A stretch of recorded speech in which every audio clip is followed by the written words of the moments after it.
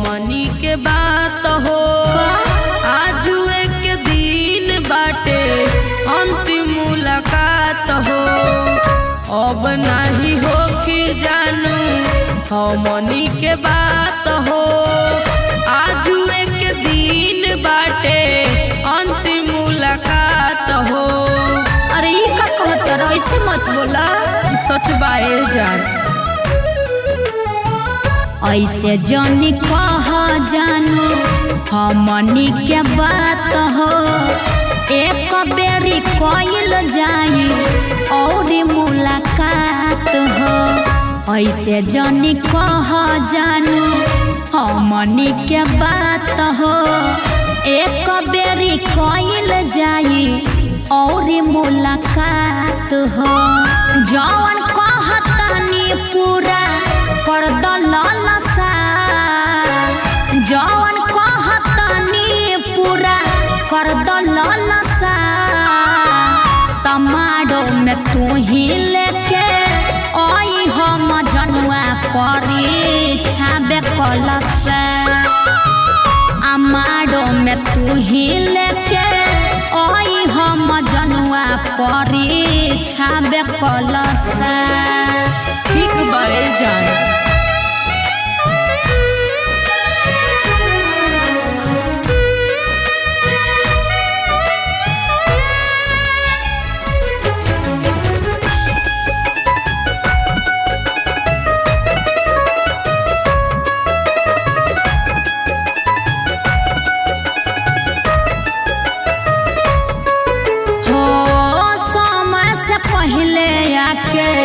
रही हा तू छत पर, मिलल जाई कहवा लिख के भेज दी खत पर। चलुए जाए। अच्छा ठीक बा।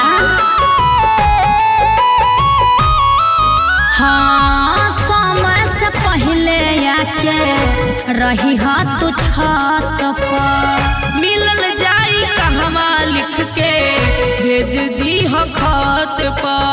होखत रही जब घर में माटी कोड़ा के जलसा। होखत रही जब घर में माटी कोड़ा के जलसा। तमाड़ो में तू ही लेके आई हम जनुआ परीक्षा बेकलसा। अमाड़ो में तू ही लेके आई हम जनुआ परीक्षा बेकलसा। जरूर आई हो।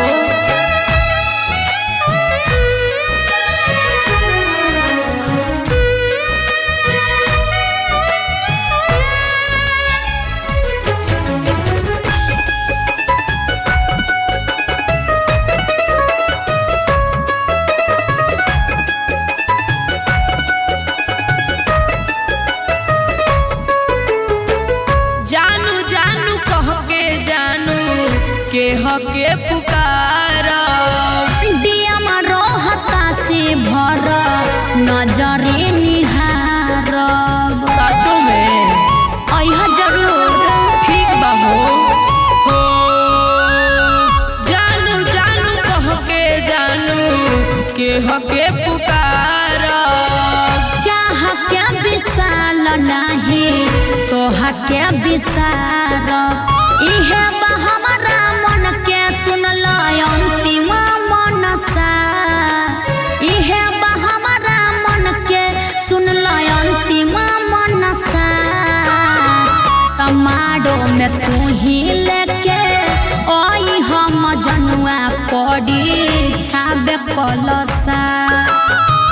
अमाड़ो में तू ही लेके आई हम जनुआ परीक्षा बेकलसा।